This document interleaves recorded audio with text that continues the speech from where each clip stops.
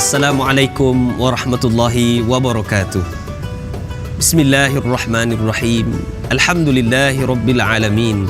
Wassalatu wassalamu ala rasulina al-amin wa ala alihi wa sahbihi ajma'in. Qala rabbi shrah li sadri wa yassir li amri wahlul 'uqdatam min lisani yafqahu qawli, amma ba'du.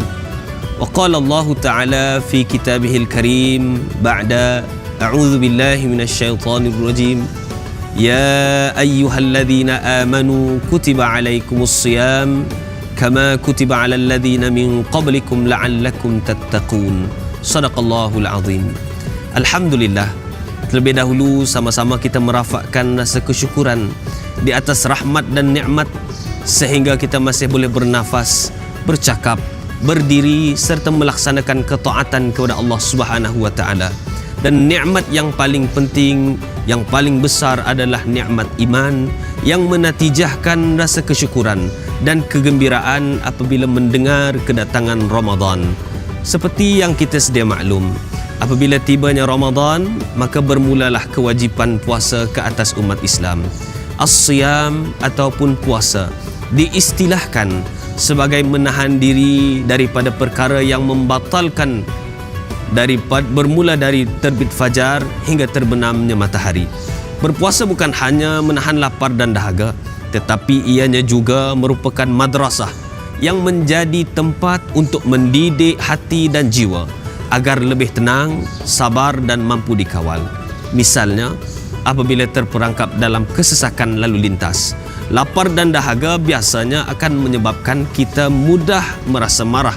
Namun, dengan adanya madrasah Ramadan, kita akan diajar untuk bersabar, bersangka baik dan mengawal reaksi, bukan melepaskan kemarahan sesuka hati. Ketika dimarahi atau dihina orang lain, biasanya kita mudah membalas.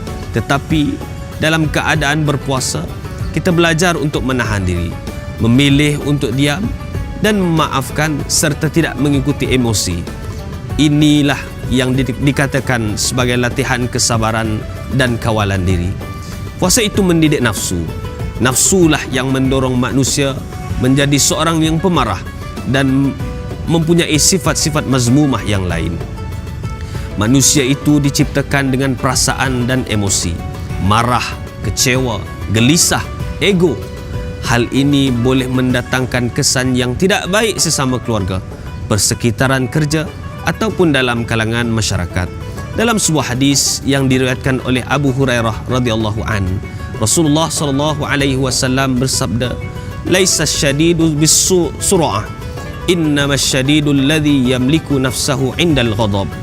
Seseorang itu tidak dikatakan gagah perkasa dengan kuat bergusti, tetapi orang yang gagah itu adalah orang yang dapat menahan dirinya ketika marah. Mengambil pengajaran daripada hadis tadi, kekuatan manusia bukan dinilai daripada keperkasaannya dalam menumpaskan lawan, tetapi kekuatannya dinilai dari segi keupayaannya menahan amarah, ego dan emosi yang merosakkan hubungan sesama manusia. Sedangkan Allah berpesan di dalam firman-Nya, wa'tasimu bihablillahi jami'a wa la tafarraqu. Berpegang teguhlah dengan tali Allah dan jangan berpecah belah.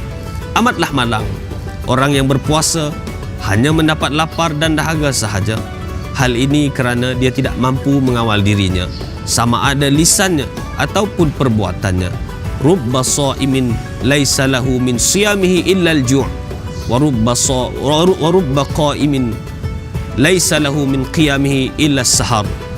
Boleh jadi orang yang berpuasa itu tidak mendapat apa-apa daripada puasanya melainkan lapar, dan boleh jadi orang yang berqiyam itu tidak mendapat apa-apa daripada qiyamnya melainkan hanya berjaga malam. Oleh yang demikian, jangan biarkan puasa kita hanya mendapat lapar dan dahaga sahaja.